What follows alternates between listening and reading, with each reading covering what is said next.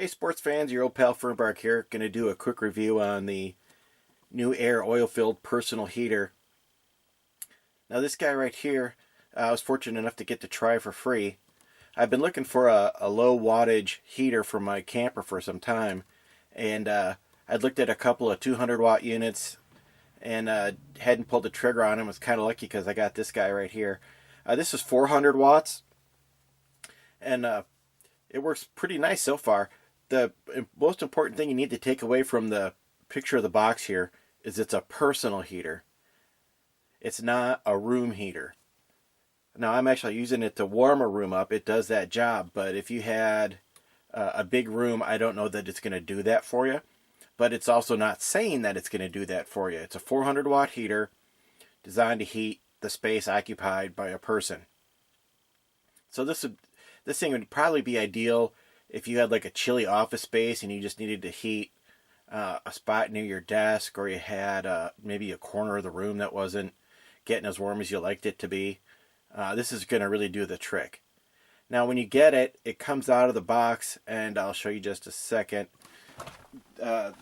These feet right here aren't attached, and at first when you pull it out, you're like, dang, there's no feet, but they're stuck to the bottom on this styrofoam right here. So you just got to pull them out. They snap right on. It takes you longer to get the feet out of the tape than it does to snap them onto the bottom of the unit.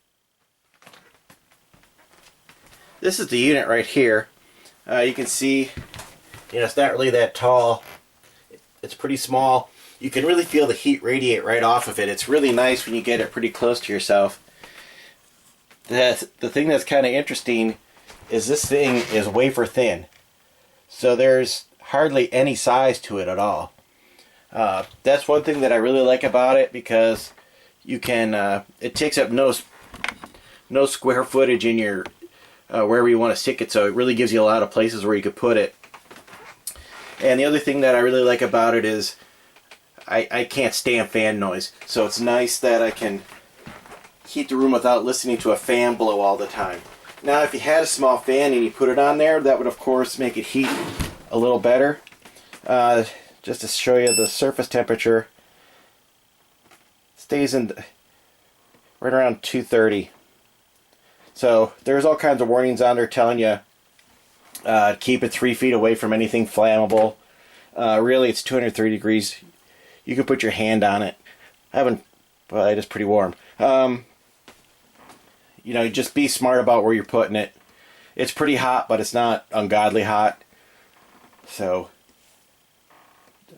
I don't know that it's a gigantic concern. It does have a handle down here at this end that you can use to adjust it. Of course, you got your on-off switch. Now there's two things that I don't care for about this unit particularly. It does have a temperature control, so what you can do is the directions tell you once the room gets as warm as you want it to be, just rotate the handle back. I'll do it again, but there's a click sound that lets you know that you've hit the spot in the thermostat that signals that temperature. I don't know why they couldn't just put degrees on here, maybe because they sell it internationally and they don't want to make two copies, one centigrade, one Fahrenheit, but I don't know, it just seems like that would have been a simple thing to do. What I may end up doing is when I find the temperature setting that I like, I might just put a little tick mark on it, so in case there's a time when I want to just ratchet it up, I can just turn on, then I can adjust it back. I know where I need to go without having to hunt for it. And the other thing that I don't care for is, let me see if I'll bring the camera back here a little bit. Maybe you can see it. But if you, now I'm in my trailer, so it's not as firm as a house, but you can see it's kind of wobbly. So I don't really care for that too much. Might be concerned if I was going to put this in a room where you had like rambunctious pets or maybe small children going around, because this thing is pretty tippy. So I haven't knocked it over yet. It's kind of so far done the weeble wobble, but doesn't fall down. But I've kind of gotten used to it wiggling a little bit. At first it was pretty disconcerting, and yeah, I don't know if I would have this by small children were playing, because I think they could knock it over pretty easily. It does have a switch in it that turns it off if you do knock it over. I don't know, my personal rule is to not test those switches. The other thing that there is the things that I do like about it though, once it gets warmed up, it doesn't get warmed up fast. So it's not like a electric heaters with a fan, you know, like those little ceramic heaters where it just starts blowing hot air. So if you got a space that's cold, it's not gonna immediately heat you up. It takes a long time to get hot. But once it warms up, it really does a good job. And one thing about this, it says it's 400 watts. So far I've been averaging 360. So that's pretty nice. That's really allows me to run this and my coffee maker at the same time.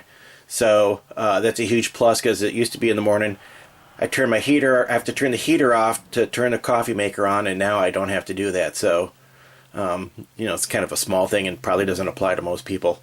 But yeah, the power on this is nice and low, super quiet. So far I really like this. Hope the video helps.